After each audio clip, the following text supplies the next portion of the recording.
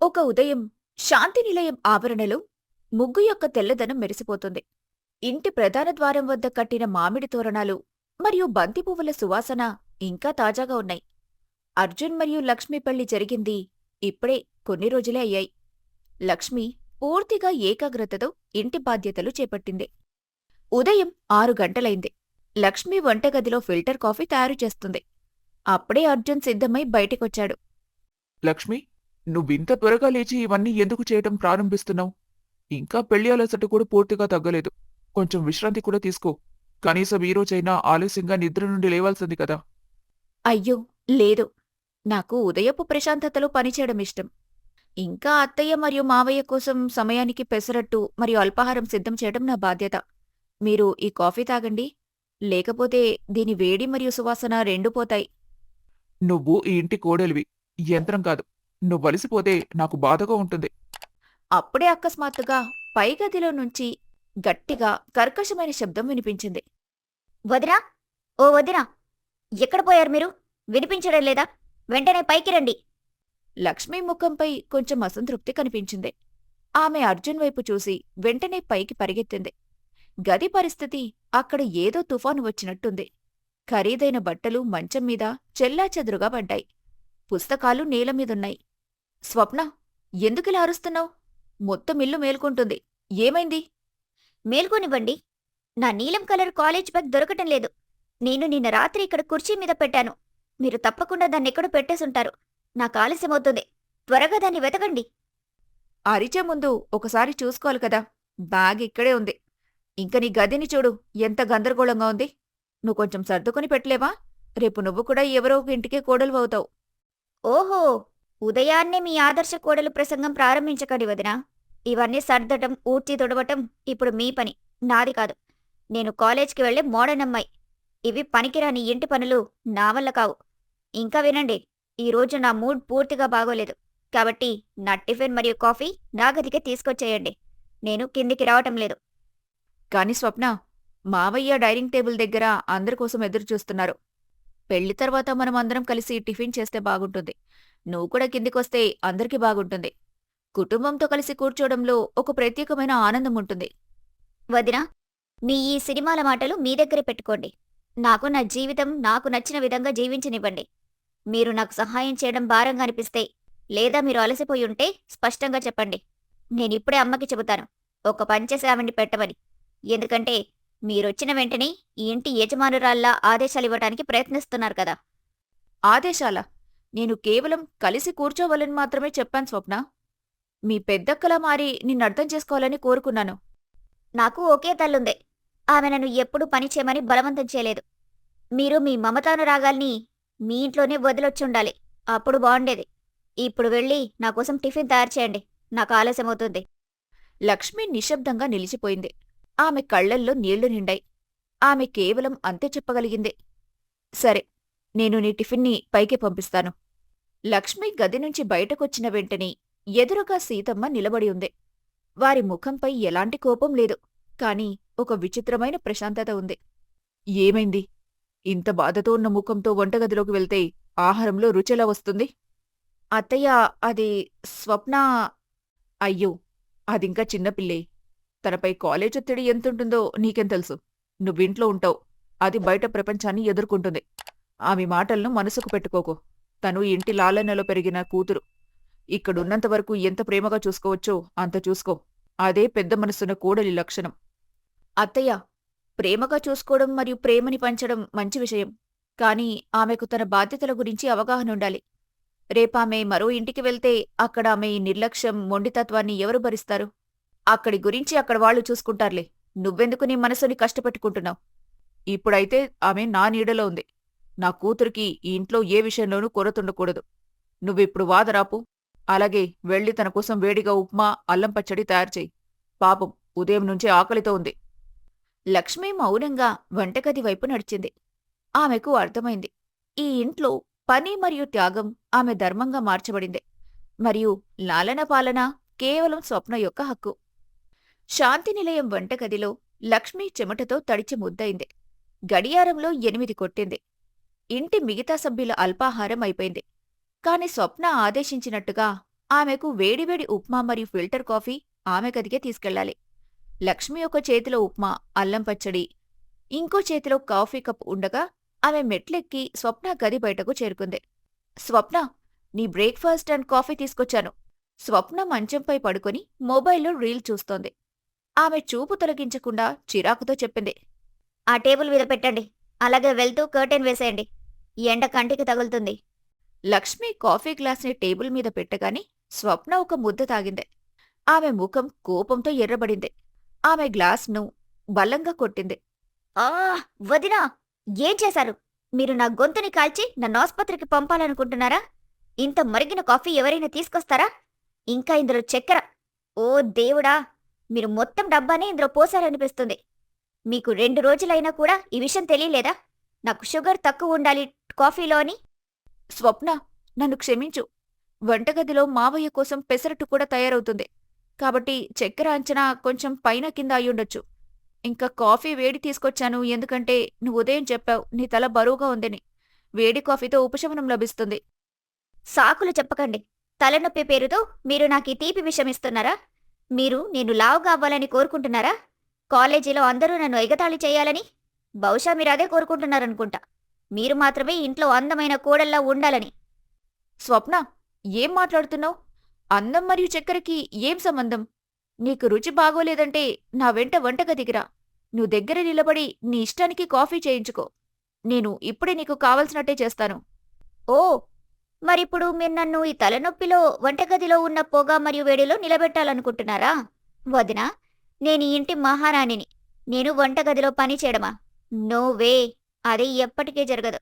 నా కాలేజ్ చివరి సంవత్సరం నాకు నా చదువు, నా ప్రాజెక్ట్స్ మరియు నా అందం, ఈ మూడింటిని చూసుకోవాలి. వంటగది డిపార్ట్మెంట్ మీది, నాది కాదు. మీరు సరిగ్గా ఉన్న కాఫీ చేసి నా గదికి తీసుకురాలేకపోతే ఈ ఇంటి సర్వగుణ సంపన్న కోడలుగా నటించడం ఆపేయండి. మీరు కేవలం ఒక సాధారణ అమ్మాయి మాత్రమే. నా అన్నయ్య నిన్నిష్టపడ్డాడు. లేదంటే మా కుటుంబానికి తగిన దానివే కాదు నువ్వు. అప్పుడే అర్జున్ గది పక్కగా వెళ్తున్నాడు. స్వప్న యొక్క కఠినమైన, అవమానకరమైన మాటలు అతని చెవుల్లో పడగానే అతని రక్తం మరిగిపోయింది. అతనొక్కసారిగా లోపలికొచ్చాడు. అతని ముఖం కోపంతో ఎర్రగా ఉంది. స్వప్న దిగ్భ్రాంతితో వెనక్కి తగ్గింది. అన్నయ్య, లక్ష్మి నీ వదిన. ఈ ఇంటి గౌరవం తను. అంతేకాని నీ పని మనిషి కాదు. నువ్విలా ఆదేశాలివ్వటానికి, అవమానించడానికి. ఉదయం 5 గంటల నుంచి ఆమె తులసి కోటకు పూజ చేయడం దగ్గర నుంచి కుటుంబం కోసం భోజనం తయారు చేయడం వరకు యంత్రంలో పరిగెడుతుంది. కాని నువ్విక్కడ మంచం మీద కూర్చొని నీ చెత్తను శుభ్రం చేసినా కూడా ఆమెపై అరుస్తున్నావు. నీ కొంచెమైనా సిగ్గులేదా? ఇదేనా అమ్మ నీకు నేర్పిన సంస్కారం?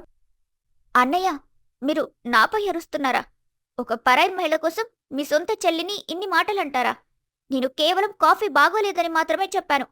ఇప్పుడు నాకు నా ఇంట్లో నా ఇష్టం చెప్పే హక్కు కూడా లేదా? వదిన ఖచ్చితంగా నిన్నటి నుంచి నా మీద మీ చెవిలో ఏదో చెప్పుంటారు. అందుకే ఈరోజు నాపై ఇలా అరుస్తున్నావు. ఇలా చెప్పి స్వప్న ఏడుస్తూ కిందికి పరిగెత్తింది. అమ్మా, అమ్మా, చూడు, అన్నయ్య నన్ను కొడుతున్నాడు. సీతమ్మ పై మెట్ల వద్ద నిలబడి ఉన్న అర్జున్ మరియు భయపడుతున్న లక్ష్మి వైపు మండుతున్న చూపులతో చూస్తూ, అర్జున్, చాలు. నువ్వు పిచ్చివాడివయ్యావా? ఒక చిన్న విషయానికి నీ యొక్కగానొక్క చెల్లెలి మనసుని నొప్పిస్తున్నావా? లక్ష్మి, నీకైనా బుద్ధుండక్కర్లేదా?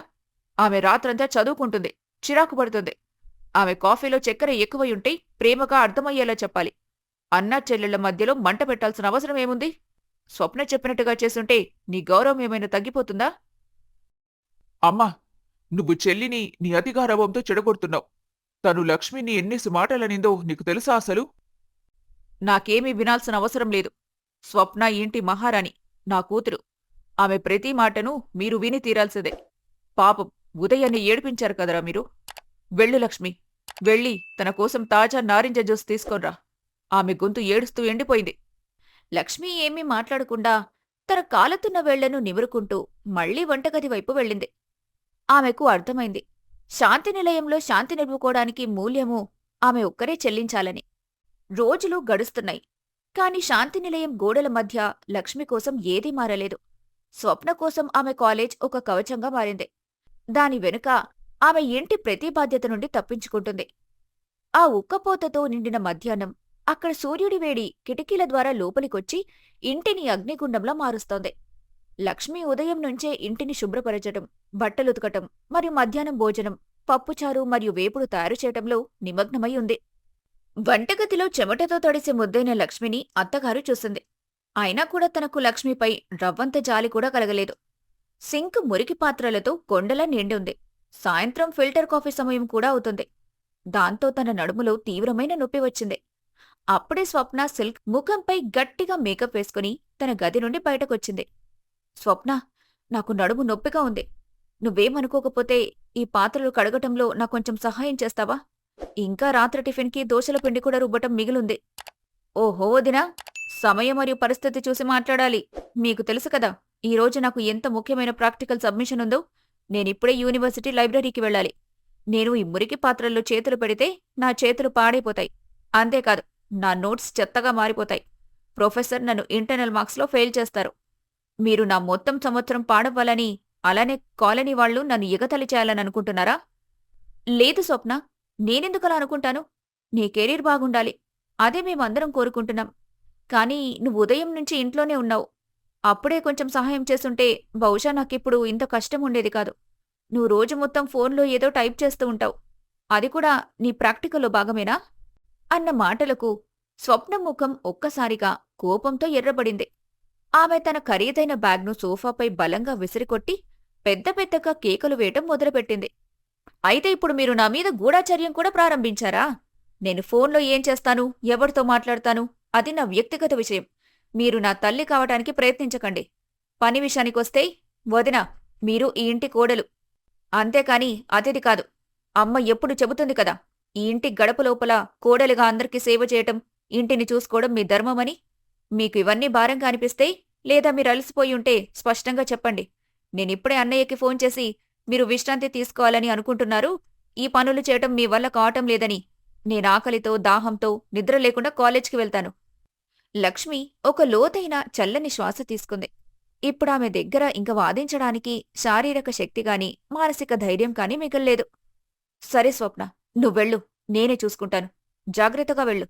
ఎండ చాలా ఎక్కువగా ఉంది. ఏదైనా చల్లటి డ్రింక్స్ తాగు. స్వప్న ఒక విజయం సాధించిన నవ్వుతో తన బ్యాగ్ తీసుకుంది. ఆమె ఇంటి ప్రధాన ద్వారం వద్దకు చేరుకున్న వెంటనే ఆమె ఫోన్ మోగింది. ఆమె తలుపు దగ్గరే నిలబడి తన స్నేహితురాలితో నవ్వుతూ మాట్లాడటం ప్రారంభించింది. అవున్రా, ఈరోజేంటి క్లాస్ లేదు? ప్రొఫెసర్ కూడా ఈరోజు సెలవులో ఉన్నారు. రా, పీవీపీ మాల్కి వెళ్దాం. అక్కడ కొత్త సినిమా వచ్చింది. అది కవర్ చేసుకుని తర్వాత బంద్ రోడ్ మీద చాట్ తిందాం. ఇంట్లో అయితే అదే బోరింగ్ వదిన ఉపన్యాసం, అదే రొటీన్ ఫుడ్. నేను 5 నిమిషాల్లో బస్టాప్కొచ్చేస్తాను. లక్ష్మి వంటగది కిటికీ నుండి ప్రతి మాటను స్పష్టంగా వింటుంది. ఆమె గుండె బరువెక్కింది. ఇప్పుడామెకు పూర్తిగా అర్థమైంది. స్వప్న కాలేజ్ ప్రాక్టికల్ చదువు కేవలం టైంపాస్కి మాత్రమే, ఒక సాకులా బయట తిరగడానికి అని. ఇక వంటగది కష్టాల నుండి తప్పించుకోవడానికి అని కూడా. స్వప్న బయటికి వెళ్ళిపోయింది. లక్ష్మి మళ్లీ ఆ మురికి పాత్రల గుట్ట, వంటగది ఉక్కిరిబిక్కిరి మరియు తన కళ్ల నుంచి జారుతున్న మౌన కన్నీళ్ల మధ్య ఒంటరిగా మిగిలిపోయింది. సాయంత్రం అవుతుంది. కాని ఉక్కపోత ఇంకా అలాగే ఉంది. శాంతినిలయం డ్రాయింగ్ రూంలో ఏసీ నడుస్తుంది. కాని వంటగది వేడి లక్ష్మీ నుదుటిపై చెమట బిందువులను తెచ్చింది. ఆమె రాత్రి భోజనం కోసం అన్నం మరియు కూర సిద్ధం చేయటంలో నిమగ్నమయ్యుంది. అప్పుడే మెయిన్ డోర్ బలంగా తెరుచుకుంది. స్వప్న లోపలికొచ్చింది. ఆమె 2 చేతుల్లో షాపింగ్ బ్యాగులున్నాయి. ఆమె నిర్లక్ష్యంగా పాటలు పాడుతూ లోపలికొచ్చింది. ఆమె సోఫాపై తన బ్యాగ్ని బలంగా విసిరింది. మరియు నేరుగా వంటగది తలుపు వద్దకొచ్చి పొగరుగా, వదినా, త్వరగా ఒక పెద్ద గ్లాస్ ఐస్తో నారింజ జ్యూస్ లేదా చల్లని నిమ్మరసం తయారు చేయండి. బయట అంత భయంకరమైన వేడుంది. నా ప్రాణమైపోయింది. ఇంత షాపింగ్ చేసి మరియు ఎండలో తిరిగి నేను బాగా అలసిపోయాను. లక్ష్మి చేతిలో పట్టుకున్న కత్తిని మెల్లగా కింద పెట్టింది. ఆమె ఒక లోతైన శ్వాస తీసుకుని తిరిగి నేరుగా స్వప్న కళ్లల్లోకి చూసింది. ఈ రోజు ఆమె కళ్లల్లో ఎప్పుడూ ఉండే ఆ భయపడిన మృదుత్వం లేదు. బదులుగా ఒక అగ్నిగుండంలా గుచ్చుకునే మెరుపు ఉంది. స్వప్న, నువ్వు ఉదయం కేఎల్ యూనివర్సిటీ లైబ్రరీ మరియు ఎక్స్ట్రా ప్రాక్టికల్ క్లాస్ అని చెప్పి వెళ్ళావు కదా? అయితే ఈ ట్రెండ్స్ మరియు లైఫ్ స్టైల్ షాపింగ్ బ్యాగులు ఎక్కడ్నుంచొచ్చాయి?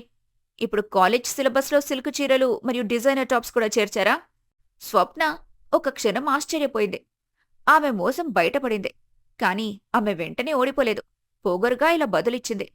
అది అది లైబ్రరీ నుంచి తిరిగొస్తూ దారిలో ఇవి అందంగా కనిపించాయి కాబట్టి తీసుకున్నాను. ఇందులో మీకింత ఇన్వెస్టిగేషన్ మరియు ప్రశ్నలు అడగాల్సిన అవసరమేముంది? మీరిక్కడ పోలీస్ ఆఫీసర్ కాదు. మీరు మీ పని చేసుకోండి. ఇంక నేను అడిగిన లెమన్ వాటర్ తెచ్చివ్వండి. చాలు. నా పనేంటో నాకు చాలా బాగా తెలుసు స్వప్న. కాని అబద్ధం చెప్పడం, ఇతరుల శ్రమను ఎగతాళి చేయడం నీ పని కాకూడదు. ఉదయం నుంచి నేను ఒంటరిగా ఈ 2 అంతస్తుల ఇంటిని శుభ్రం చేశాను. అందరి బట్టలు ఉతికాను. ఇప్పుడు రాత్రి భోజనం కోసం పొయ్యి ముందు నిలబడి ఉన్నాను. నా నడుము మరియు కాళ్లల్లో అసహనీయమైన నొప్పుంది. అయినా నేను నా ధర్మాన్ని నిర్వర్తిస్తున్నాను.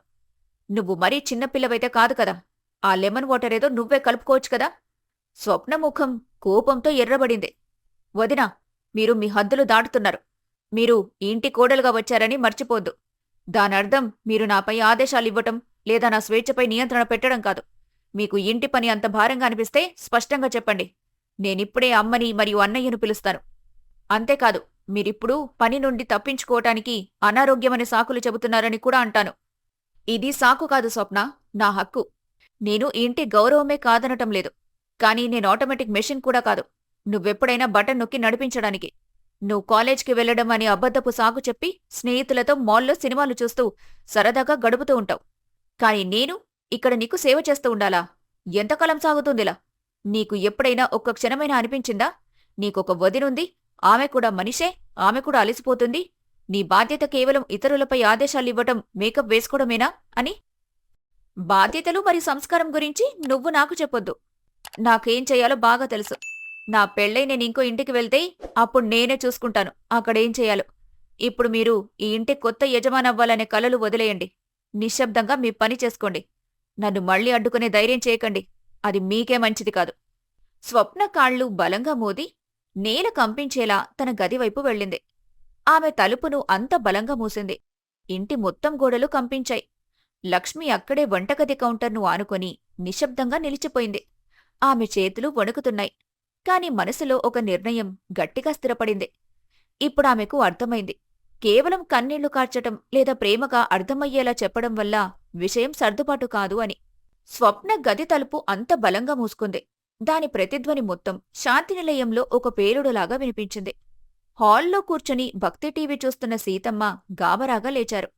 ఆమె ముఖంపై ఆందోళన, కోపం ఒకేసారి కనిపించాయి. నేరుగా వంటగది వైపుగా వచ్చింది. అక్కడ లక్ష్మి రాతిలా నిలబడి ఉంది. లక్ష్మి, మళ్ళీ డ్రామా మొదలుపెట్టావా నువ్వు? ఎందుకు నా కూతురు ఏడుస్తూ తన గదిలోకి వెళ్ళిపోయింది? ఇప్పుడే పాపం మండుతున్న ఎండలో యూనివర్సిటీ నుండి అలసిపోయొచ్చింది. మరియు నువ్వు అడుగుపెట్టగానే తనని అడ్డుకోవడం ప్రారంభించావా? ఈ ఇంట్లో ఒక్క క్షణం శాంతి కూడా మనశ్శాంతిగా బ్రతకనివ్వవా మమ్మల్ని? లక్ష్మి తన ఎర్రగా మరియు అలసిన కళ్లతో అత్తను చూసింది. ఆమె స్వరంలో ఎన్నో రోజులుగా నొక్కిపట్టిన నొప్పి మరియు కోపం రెండూ ఉన్నాయి. అత్తయ్య, తను యూనివర్సిటీ నుండి కాదు, బందర్ రోడ్ షాపింగ్ మాల్ నుండి వచ్చింది. ఆమె ఉదయం నాకు అబద్ధం చెప్పి వెళ్ళింది. ఆమెకు చాలా ముఖ్యమైన ప్రాక్టికల్ క్లాస్ ఉందని. నేను కేవలం తన నీళ్లు తానే తీసుకోమని చెప్పాను. ఎందుకంటే నా నడుము నొప్పి సహించలేనంతగా ఉందని. నా ఆరోగ్యం గురించి చెప్పడం కూడా ఇంట్లో పాపమా? సీతమ్మ సోఫాపై చెల్లాచెదురుగా ఉన్న ఆ మెరిసే షాపింగ్ బ్యాగుల వైపు ఒకసారి చూసింది. కాని తన ముఖంపై తన కూతురు మోసం బయటపడినందుకు ఎలాంటి మార్పు కనిపించలేదు. పైగా లక్ష్మిపైనే గట్టిగా అరిచింది. అయితే ఏమైంది? ఆమె కొంతసేపు స్నేహితులతో షాపింగ్కి వెళ్ళిందంటే వయసులో ఉంది 4 కొత్త బట్టలు కొనుక్కుందామని. ఇందులో ఏమంత విడ్డూరముంది? రోజు మొత్తం చదువుతోనే సరిపోతుంది. ఒక గ్లాస్ నీళ్ల విషయానికొస్తే నువ్వు వంటగదిలోనే నిలబడున్నావు కదా. ఒక గ్లాస్ నీళ్ళిచ్చేసుంటే నీ వంశగౌరవం తగ్గిపోతుందా? నువ్వు ఈ ఇంటికి కోడలిగా వచ్చావు. నీ మరదలితో చిన్న చిన్న విషయాలపై వాదించటం నీకు కరెక్ట్ కాదు. అత్తయ్య, విషయం ఒక గ్లాస్ నీళ్లది కాదు. అసలైన విషయం నా గౌరవం, నా స్థానం గురించి.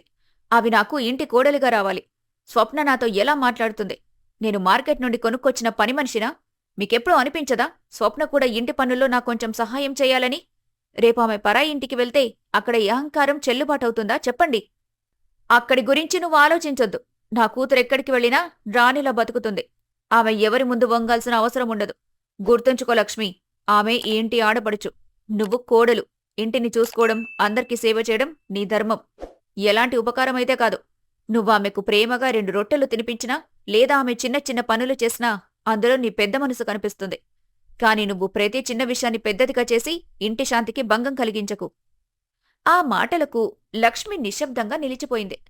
ఆమెకు మొదటిసారి స్పష్టంగా అర్థమైంది. సీతమ్మకు తన కూతురుపై ఉన్న మమతానురాగం తన కళ్లకు గంతలు కట్టింది అని. ఆ నిజాన్ని చూడాలని అనుకోవటం లేదు. మమత అంటే స్వప్న యొక్క ప్రతి అబద్ధం మరియు చెడ్డ ప్రవర్తనను సరైందిగా చూపించటం మాత్రమే. మరియు పక్షపాతమంటే లక్ష్మి ప్రతి కష్టాన్ని కేవలం ఆమె బాధ్యతగా చెప్పడమని. అప్పుడే అర్జున్ బయటి నుండి అలసిపోయి ఇంటికొచ్చాడు. ఇంటి భారమైన వాతావరణం మరియు అందరి కఠిన ముఖాలు చూసి అతను చెప్పులు తీస్తూ అడిగాడు. ఏమైంది? ఇంట్లో ఇంత నిశ్శబ్దమెందుకు? అమ్మా, ఇంత కోపంగా ఎందుకున్నారు? లక్ష్మి, నీ కళ్ళు ఎర్రగా ఉన్నాయెందుకు? ఏమీ లేదులేరా, నీ భార్యకు ఇంట్లో పనులు చేయటం కష్టంగా ఉందంట. అంతేకాదు, చెల్లి నీరసం కొద్దీ జ్యూస్ ఇవ్వమని అడిగితే కుదరదని చెప్పిందిరా. దాంతో అది ముఖం మార్చుకొని తన గదిలోకి వెళ్లి తలుపులు వేసుకుంది. ముందుగా ఆమెను సమాధానపరచు, లేదంటే రాత్రికి భోజనం కూడా తినదు. అర్జున్ లక్ష్మి వైపు చూశాడు. ఆమె నిశ్శబ్దంగా తన ఏడుపును ఆపుకుంటూ, అర్జున్కు అన్నీ అర్థమవుతున్నాయి. కాని తల్లి ఆ భావోద్వేగ మాటల ముందు అతను ఏం మాట్లాడలేకపోయాడు. లక్ష్మి ఈరోజు తన మనసులో ఒక రాతిలాంటి నిర్ణయం తీసుకుంది. ఇక మాటలతో అర్థం చేయించే సమయం గడిచిపోయింది. ఇక స్వప్న మరియు అత్తయ్యకు అనుభవం అనే చేదు ముద్దతోనే పాఠం నేర్పాలి. ఆ రాత్రి తన గది బాల్కనీలో లక్ష్మి కళ్లకు నిద్ర చాలా దూరంగా ఉంది. సీతమ్మ అన్న మాటలు పదే పదే గుర్తుకొస్తున్నాయి. ఎవరైనా సరే మన వాళ్ల మనసు ప్రేమతో గెలుచుకోవాలి కాని స్వప్న అత్తయ్య మాత్రం ఇతరుల మనసు నొప్పించడం మాత్రమే తెలుసుకున్నారు. మరుసటి రోజు ఉదయం ఇంట్లో మిగతావారు నిద్రలో ఉన్నప్పుడు లక్ష్మి తన పాత స్నేహితురాలు సరితకు ఫోన్ చేసింది. ఆమె ఇప్పుడు హైదరాబాద్లో ఒక సంపన్న కుటుంబంలోని అబ్బాయితో పెళ్లయింది. సరిత, ఎలా ఉన్నావ్? ఇంట్లో అందరూ ఎలా ఉన్నారు? విను, మీ అన్న మహేష్ కోసం మీరు అమ్మాయిని చూస్తున్నారు కదా. నా మరదలు స్వప్న ఉంది. బీకాం ఫైనల్ ఇయర్ చదువుతుంది. చూడ్డానికి అందంగా ఉంటుంది. అలాగే చదువులో కూడా తెలివైంది. అరే లక్ష్మి, నువ్వు నా మాటని ముందుగా చెప్పేశావు. మహేష్ కోసం మేము గత 6 నెలలుగా వెతుకుతున్నాం. నీకు తెలుసు కదా, మా జూబ్లీహిల్స్ కుటుంబం కొంచెం పాత ఆలోచనల్లో కలిగింది. మా అత్తగారికి కోడలు ఎలాంటిది కావాలంటే ఇంటి వ్యవహారాలు, వంటగది మర్యాదను నిర్వహించగలిగేలా ఉండాలి. ఎందుకంటే మహేష్ సాఫ్ట్వేర్ పని చాలా ఒత్తిడిగా ఉంటుంది. అతనికి ఇంటికొచ్చాక ప్రశాంతత కావాలి. అవును సరిత, నేనర్థం చేసుకుంటున్నాను. స్వప్న ఇప్పుడు తన డిగ్రీ పూర్తి చేయబోతుంది. మీరు ఇష్టపడితే ఒకసారి ఫోటో మరియు జాతకం మార్పిడి చేసుకోవచ్చు. అబ్బాయి పూర్తిగా వజ్రం లాంటివాడు. నా మరదలికి సంబంధం కుదిరితే నాక్కూడా చాలా సంతోషంగా ఉంటుంది అని చెబుతుంది. సాయంత్రం అర్జున్ ఆఫీస్ నుంచి అలసిపోయి ఇంటికొచ్చాడు. అప్పుడు లక్ష్మి అతనికి ప్రేమగా యాలకుల అల్లం టీ మరియు వేడివేడి మిర్చి బజ్జీ తయారుచేసింది. వాతావరణం తేలికగా ఉందని చూసి ఆమె మెల్లగా విషయం మొదలుపెట్టింది. వినండి, స్వప్న కాలేజ్ ఎప్పుడు పూర్తవబోతుంది. మనం ఆమె పెళ్లి విషయాన్ని ఇప్పుడు సీరియస్గా ప్రారంభించకూడదా? నా స్నేహితురాలు సరిత అన్న మహేష్ హైదరాబాద్లో ఉంటాడు. చాలా మంచివాడండి. పెళ్ళా? ఏమంటున్నావు లక్ష్మి? ఇంకా తను చిన్నపిల్లే. తన చీర కూడా సరిగ్గా కట్టుకోలేదు. అయినా అమ్మ ఒప్పుకుంటుందా? వాళ్ళకిప్పటికీ అనిపిస్తుంది స్వప్న ఇంకా బొమ్మలతో ఆడుకునే వయసులోనే ఉందని. చిన్నపిల్ల కాదు అర్జునామే, 23 సంవత్సరాలకు చేరుకుంటుంది. ఇంకా ఎంతకాలమని మీరు అత్తయ్య ఆమెను మీ ఒడిలో దాచిపెడతారు? ఇప్పుడిలాంటి గోల్డెన్ సంబంధం చేతినుంచి జారిపోతే తరువాత పశ్చాత్తాపడాల్సొస్తుంది. మీరు కోరుకోవడం లేదా మీ చెల్లి హైదరాబాద్లో ఇంత పెద్ద కుటుంబంలో కోడలుగా మారాలని? లక్ష్మి ఇదే విషయాన్ని రాత్రి భోజన సమయంలో సీతమ్మ ముందు ఉంచింది. మొదట సీతమ్మ కొంచెం సంకోచించారు మరియు కొంచెం నాటకం చేశారు. కాని మహేష్ ఫోటో, అతని ఎత్తైన కాయం మరియు అతని లక్షల్లో జీతం గురించి విన్నప్పుడు వాళ్ల కళ్లల్లో ఆశ స్పష్టంగా మెరిసింది. అబ్బాయి చాలా ప్రతిభావంతుడు మరియు రాజ్ కుమార్ లాగా కనిపిస్తున్నాడు కోడలు.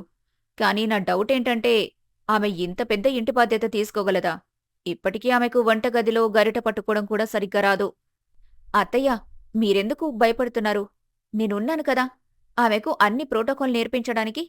ఇంక మీరు చెప్పినట్టే ఆ ఇంట్లో తను రానిలా జీవిస్తుందని. ఇంత పెద్ద ఇంటికి పెద్ద కోడలవుతుంది. అప్పుడన్నీ స్వయంగా నేర్చుకుంటుంది. అక్కడ ఆమెకు కేవలం ఆదేశాలివ్వటం మాత్రమే పనుంటుంది.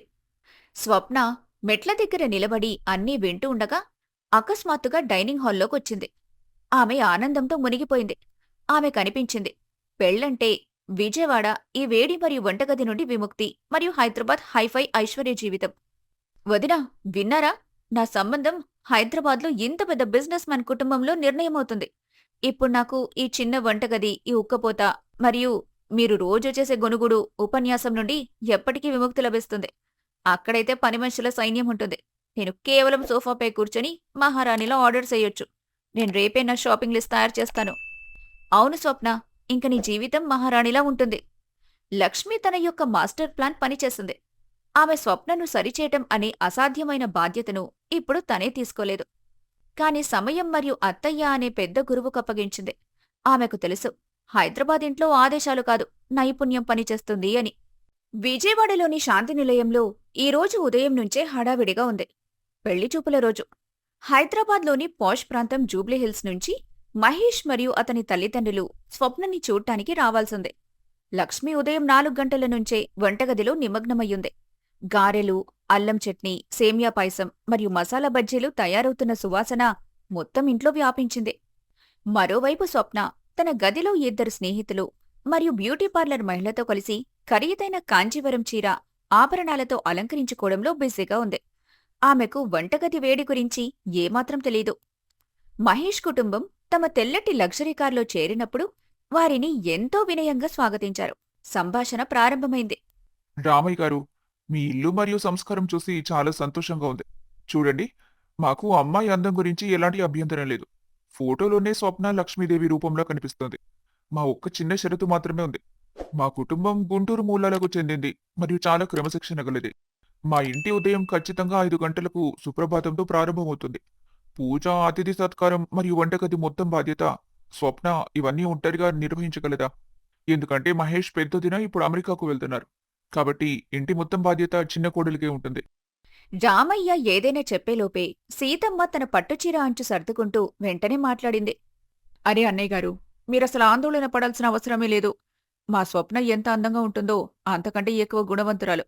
తన వదినతో కలిసి ప్రతి చిన్న పెద్ద పనిలో భుజానికి భుజం కలిపి సహాయం చేస్తుంది.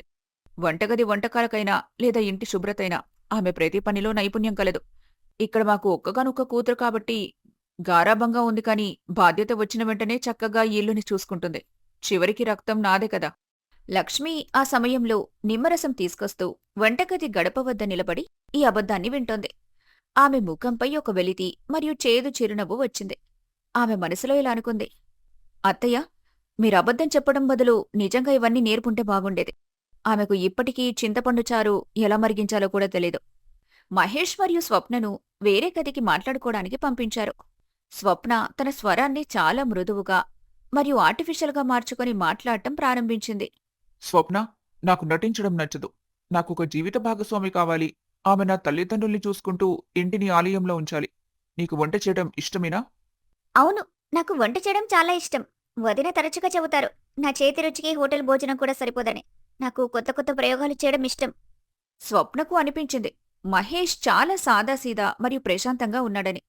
హైదరాబాద్లో ఆ పెద్ద బంగ్లాలో తనకు పూర్తిగా స్వేచ్ఛ లభిస్తుందని. అక్కడ కూడా వదినలాంటి ఎవరో పనిమనిషి ఉంటారని. అతడు తన పని చేస్తాడు అని ఆమె అనుకుంది. మాకు ఈ సంబంధం పూర్తిగా ఆమోదయోగ్యమే. ఆ అమ్మాయి ముఖంలో ఉన్న ప్రశాంతతే మా ఇంటి కాంతిగా మారుతుంది. మేము పెళ్లిని వచ్చే శ్రావణమాసం శుభముహూర్తంలో వీలైనంత త్వరగా జరగాలని కోరుకుంటున్నాం. మొత్తం ఇంట్లో ఆనంద తరంగం వ్యాపించింది. సన్నైస్వరాలు గాల్లో తేలుతున్నట్టుగా అనిపించాయి. లక్ష్మి అందరికీ వెండి గిన్నెలో మిఠాయి పెట్టింది. కాని ఆమె మనసులో ఒకే ఆలోచన ఉంది. స్వప్న ఈరోజు ధరించిన ఈ అబద్ధపు గాజు వెలుగు ఆమె ఇప్పటివరకు పారిపోయిన జీవితాన్ని ఎదుర్కొన్నప్పుడు మసకబారుతుంది. నిశ్చితార్థం జరిగిన ఖచ్చితంగా 1 నెల తర్వాత పెళ్లి రోజు వచ్చింది. ఇంటిని వధువులా అలంకరించారు. లక్ష్మి రాత్రింబవళ్లు కష్టపడి పెళ్లిలో ఏ లోపం లేకుండా చూసుకుంది. స్వప్న భారీ ఎరుపు పెళ్లి దుస్తులు మరియు ఆభరణాల్లో ఎంతో అందంగా కనిపించింది. కాని విడిది సమయం దగ్గర పడే కొద్దీ ఆమె ముఖంపై ఒక తెలియని భయం కనిపించసాగింది. అత్తవారింటికి బయలుదేరే సమయం వచ్చింది. అమ్మా, నేను మీరు లేకుండా ఎలా ఉంటాను? అక్కడ నన్ను జాగ్రత్తగా ఎవరు చూసుకుంటారు? నన్ను ఉదయం ఎవరు లేపుతారు? నాకిష్టమైన కాఫీ ఎవరు తీసుకొస్తారు? సీతమ్మ కళ్లల్లో కూడా కన్నీళ్లున్నాయి. ఆమె లక్ష్మీవైపు చూపిస్తూ చెప్పింది, ఇప్పుడు నువ్వు నీ ఇంటి వ్యవహారాలను చూసుకోవాలి. అక్కడ నీ వదినుండదు, కాబట్టి నిన్ను నువ్వే బలంగా చేసుకో. స్వప్న చివరికి లక్ష్మి దగ్గరకొచ్చింది. లక్ష్మి ఆమె తలపై చేయి పెట్టింది. స్వప్న ఒక్కసారిగా తన తలను వెనక్కి తీసింది. లక్ష్మి కళ్లల్లో నేరుగా చూస్తూ ఒక కుతంత్రపు నవ్వుతో చెప్పింది, చాలు వదినా, ఇప్పుడు ఈ నాటకం చేయాల్సిన అవసరం లేదు. ఇప్పటి వరకు మీరు నాపై ఆర్డర్లు వేయాలని చూశారు. ఎప్పుడు టీ కోసం కూడా గొడవ పడ్డారు. పాత్రల కోసం తిట్టారు. మీకనిపించేది మీరు నన్ను సరిచేస్తున్నారని. కాని చూడండి, ఈ రోజు నేను ఇంటి గడప దాటుతున్నాను. నేరుగా ఒక గొప్ప ఇంటి మహల్లోకి వెళ్తున్నాను. అక్కడ నా ఒక్క వేలి సంకేతం చాలు. స్వప్న, నేను కోరుకుంది కేవలం నువ్వు అన్నీ నేర్చుకోవాలి, అత్తవారింట్లో సంతోషంగా ఉండాలని మాత్రమే అని చెప్పింది. మీరు ఏం కోరుకున్నారో ఇప్పుడు నాకు అనవసరం. ఇక్కడ మీరు నన్ను పని తప్పించుకునే వ్యక్తిగా నిరూపించడంలో ఫెయిల్ అయ్యారు. కానీ గుర్తుంచుకోండి, ఇప్పుడు నేను హైదరాబాద్కి వెళ్తున్నాను. అక్కడ నేను ఎవరి పని మనిషిగా కాదు, ఆ ఇంటి మహారాణిగా ఉంటాను. అక్కడ మీ గుణగుడు ఉండదు. నా అత్తగారు చెప్పారు, వారి కొడుకు చాలా సంపాదిస్తున్నాడని, నన్ను మహారాణిలా చూసుకుంటాడని. ఆ మాటలకు పక్కన్నే నిలబడి ఉన్న అర్జున్ విన్నాడు. అతని చెయ్యి పైకి లేచింది. స్వప్న, ఈ పొగర్ని తగ్గించుకో. లేదంటే నీ అత్తవారింట్లో కష్టపడతావు. నీ వదిన నీ పెళ్లి కోసం రాత్రింబవళ్ళు కష్టపడింది. అది మర్చిపోకు. అన్నయ్య, ఇప్పుడు నువ్వు కూడా సైలెంట్గా ఉండు. ఈ రోజు తర్వాత మీ ఈ ప్రియమైన భార్యకు మద్దతు ఇవ్వాల్సిన అవసరం ఉండదు. నా బ్యాగ్ కార్లో పెట్టండి. నాకు ఇంటి నుంచి త్వరగా వెళ్ళిపోవాలనుంది. హైదరాబాద్లోని ఆ అద్భుతమైన ప్లాట్లో సూర్యకిరణాలు కిటికీ ద్వారా లోపలికొస్తున్నాయి. స్వప్న మృదువైన మంచంపై పడుకుని ఇప్పుడు తనని లేపేవారు ఎవ్వరూ ఉండరని ఆలోచిస్తోంది. కాని ఉదయం ఖచ్చితంగా 6 గంటలకు ఆమె గది తలుపు గట్టిగా తట్టబడింది. ఆమె అత్త జానకి గారు బయట నిలబడి ఉన్నారు. తన స్వరంలో పెళ్లికి ముందు ఫోన్లో వినిపించిన ఆ మాధుర్యం లేదు. స్వప్న, లేవ్. సూర్యుడు తలపైకొచ్చేశాడు. మా ఇంటి ఆచారం ఏంటంటే సూర్యుడు ఉదయించే ముందు ఇంటి లక్ష్మి వంటగదిని చూసుకోవాలి. ఈ రోజు నీ మొదటి వంట ఉంది. కుటుంబంలోని 10 పెద్దవారొస్తున్నారు. త్వరగా సిద్ధమై బయటికి రా. స్వప్న గబగబా లేచింది. కళ్లల్లో నిద్ర మరియు తలలో భారంగా ఉంది. ఆమె తెలియకుండానే అరిచింది. వదినా, స్ట్రాంగ్గా ఉన్న కాఫీ తీసుకురా, తల పగిలిపోతుంది. గదిలో నిశ్శబ్దం వ్యాపించింది. అప్పుడు ఆమెకు గుర్తుకొచ్చింది, తాను విజయవాడలో లేదని. ఇక్కడ లక్ష్మి అనేవారు ఎవ్వరూ లేరు. ఆమె నోటికొచ్చినట్టు తిడుతున్నా కూడా నిశ్శబ్దంగా చేతిలో కాఫీ మగ్గు పెట్టేవారు కూడా లేరు అని. స్వప్న ఎలాగోలా వంటగదికి చేరుకుంది. అక్కడ పాత్రల గుట్ట మరియు కూరగాయల బుట్ట ఆమె కోసం ఎదురుచూస్తున్నాయి. అప్పుడే ఆమె ఫోన్ మోగింది. స్క్రీన్పై వదిన పేరు మెరిసింది. స్వప్న ఫోన్ ఎత్తింది. కాని ఆమె మాటల తీరు ఇంకా అదే పాతది, విషపూరితమే. హలో స్వప్న, ఎలా ఉన్నావు? మొదటి రోజు కదా, ఎలా ఉంది? నీకు వంటగదిలో ఏదైనా అడగాల్సుంటే అడుగు. అరే వదినా, మీరు మీ గురించి ఆలోచించుకోండి. నాకు మీ సలహాలు అస్సలు అవసరం లేదు. ఇక్కడ నాపై ఆదేశాలు ఇచ్చేవారు, నన్ను మందలించేవారు ఎవ్వరూ లేరు. నా ఇల్లు ఎంత పెద్దదో. ఇక్కడ నేను ఎవరి పని మనిషిని కాదు, ఈ ఇంటి మహారాణిగా ఉంటాను. మా అత్తగారు ప్రేమగా నన్ను అర్థం చేసుకుంటున్నారు. మీరక్కడ కూర్చొని లేమిని అనుభవించండి. మీ పనులు చేసుకుంటూ ఉండండి. ఇప్పుడు ఫోన్ పెట్టండి, నాకు చాలా పనుంది. స్వప్న ఒక్కసారిగా ఫోన్ పెట్టేసింది. కాని ఆమె వంటగది వైపు చూసిన వెంటనే ఆమె గుండె వణికిపోయింది. జానకి ఆమె దగ్గరకొచ్చి చేతిలో ఒక పెద్ద పాత్ర ఇచ్చింది. కోడలా, ఈ ఫోన్లో మాటలు తర్వాత పెట్టుకో. ఇది తీసుకో, 10 కిలోల పిండి. దీంతో పూరీలు చేయాలి. ఇంకా విను, మా దగ్గర మసాలాలు మనమే నూరుకుంటాం. మిక్సీ రుచి మాకు నచ్చదు. త్వరగా చెయ్యి, అతిథులు వచ్చేస్తారు. పనైపోయిన తర్వాత ఈ సింక్ కూడా శుభ్రం చెయ్యి. నాకసలు మురికి నచ్చదు. స్వప్న చేతులు వణికాయి. ఆమెకు మొదటిసారి అర్థమైంది, మహారాణి కావాలంటే ముందుగా బాధ్యతల వారిగా మారాలి. అక్కడ ఎవ్వరూ లేరు ఆమె స్థానంలో పిండి కలపడానికి లేదా పాత్రలు శుభ్రం చేయటానికి. ఆమె తిరిగి చూసింది. సింక్లో ఉన్న మురికి పాత్రల గుట్ట ఆమెను వెక్కిరిస్తున్నట్టు అనిపించింది. అప్పుడామెకు లక్ష్మి చెప్పిన ఆ మాటలు గుర్తుకొచ్చాయి. హైదరాబాద్ యొక్క మండే మధ్యాహ్నంలో స్వప్న వంటగది వేడి వల్ల పిసిగిపోయింది. ఆమె అత్త జానకిగారు ఈరోజు తమ ఇంట్లో కిట్టి పార్టీ ఏర్పాటు చేశారు. డ్రాయింగ్ రూం నుంచి పొరుగింటి 4-5 మహిళల నవ్వులు, గాసిప్ శబ్దాలు వినిపిస్తున్నాయి. కాగా స్వప్న వంటగదిలో ఒంటరిగా చెమటతో తడిచి పూరీ వేయించటం, హల్వా తయారు చేయటంలో నిమగ్నమయ్యుంది. కోడలా, ఇంకా పూరీ చేయలేదా? నా ఫ్రెండ్స్ ఎప్పటినుంచో వెయిట్ చేస్తున్నారు. చూడు, పక్కింటి శర్మగారి కోడలు ఎంత చురుకుగా ఉంటుంది. ఆమె ఒంటరిగా 10 మందికి భోజనం 1 గంటలో తయారు చేస్తుంది. మరి నువ్వు ఉదయం నుంచి కేవలం ఒక హల్వా మాత్రమే చేశావు. త్వరగా చెయ్యి. అతిథులను ఎదురు చూసేలా చేయడం మంచిది కాదు. స్వప్న కళ్లల్లో నీళ్లు నిండాయి. ఆమె చేతుల్లో పొక్కులొచ్చాయి. నడుము నొప్పితో ఉంది. ఆమెకు మళ్లీ మళ్లీ విజయవాడ ఆ ఉదయం గుర్తుకొచ్చింది. ఆమె సోఫాపై కూర్చుని లక్ష్మీ వదిన్ని చాయ్ చల్లగా ఉంది, ఉప్మాలో ఉప్పు తక్కువుంది అని తిట్టేది. ఈరోజు ఆమెకు ఒక గ్లాస్ నీళ్ళివ్వటానికి కూడా ఎవ్వరూ లేరు. ఎలాగోలా స్వప్న వణుకుతున్న చేతులతో పులిహోరను ట్రేలో అమర్చి డ్రాయింగ్ రూంలో మహిళల ముందు పెట్టింది. ఆమెకు అనిపించింది, బహుశా ఎవరో తన కష్టాన్ని ప్రశంసిస్తారని. అరే జానకి, కోడలు పులిహోరలో చాలా ఉప్పు వేసింది. రవ్వ కేసరి. ఇందులో నెయ్యి అస్సల్లేదు. ఈమె వాళ్ళ ఇంట్లో ఏం నేర్చుకోలేదా అతిథులకు ఎలా చేసి పెట్టాలని? సరిగ్గా చెప్పావు. రూపంలో చాలా మోడర్న్గా కనిపిస్తుంది కానీ వంటగది విషయంలో మాత్రం పూర్తిగా అనుభవం లేని అమ్మాయిలా ఉంది. జానకి, ఇప్పుడు ఈవిడగాన్ని సరిచేయడానికి నువ్వు చాలా కష్టపడాల్సొస్తుంది. జానకి గారు అందరి ముందు స్వప్నను తక్కువ చేసి ఇలా అన్నారు. ఏం చేయాలి? చదువుకున్న అమ్మాయి కాబట్టి తెలివిగా ఉంటుందనుకున్నా. కాని ఇప్పుడే అర్థమవుతుంది. ఈ మహాతల్లికి చిన్న చిన్న పనులు కూడా నేర్పాల్సొస్తుంది. నా కిట్టిపాటి పాడవుతుందేమో అని భయం వేస్తుంది. స్వప్న తల సిగ్గు మరియు బాధతో వంగిపోయింది. ఆమెకు గుర్తొచ్చింది. లక్ష్మి వదిన గంటల తరబడి వంటగదిలో నిలబడి అందరి కోరికలు నెరవేర్చేది. అందుకు ప్రతిఫలంగా కేవలం చేదు మాటలే వినిపించేవి. ఈరోజు అదే చేదు తనకు ఇతరుల నుంచి వస్తున్నప్పుడు ఆమె గుండె పగిలిపోయింది. కిట్టి పార్టీ ముగిసిన తర్వాత అందరూ వెళ్ళిపోయారు. అప్పుడు స్వప్న ముందు మురికి పాత్రలో పెద్ద గుట్ట ఉంది. ఆమె సింక్ దగ్గర నిలబడి గట్టిగా ఏడవసాగింది. ఆమెకు మొదటిసారి అర్థమైంది. లక్ష్మి వదిన కేవలం పని మాత్రమే చేయలేదు, ఆ కుటుంబ గౌరవాన్ని కూడా కాపాడింది. ఆమె మనసులో అనుకుంది, వదిన రోజూ ఇవన్నీ ఎలా చేసేవారో. నా దురుసు మాటలు భరించి కూడా ఆవిడ ఎప్పుడు భోజనం రుచిలో లోటు రానీలేదు. రాత్రి ఆమె గదికి వెళ్ళినప్పుడు అలసటతో ఆమె పరిస్థితి చాలా దారుణంగా ఉంది. ఆమెకు అనిపించింది మహేష్ తన బాధను అర్థం చేసుకుంటాడని. కాని మహేష్ కేవలమిలా అన్నాడు. స్వప్న, అమ్మ స్నేహితుల ముందు నువ్వు నన్ను సిగ్గుపడేలా చేశావు. భోజనం కొంచెం బాగా చేయాల్సిందే. రేపటి నుండి కొంచెం త్వరగా లేచి పని నేర్చుకో. స్వప్నకు అర్థమైంది, మహారాణి కావడం కేవలం ఒక భ్రమ మాత్రమే. అసలు ప్రపంచం మాత్రం బాధ్యతల చేదు గడపపై నిలబడి ఉంది అని. హైదరాబాద్ యొక్క బిజీ జీవితంలో స్వప్న మనసు ఉక్కిరిబిక్కిరవుతుంది.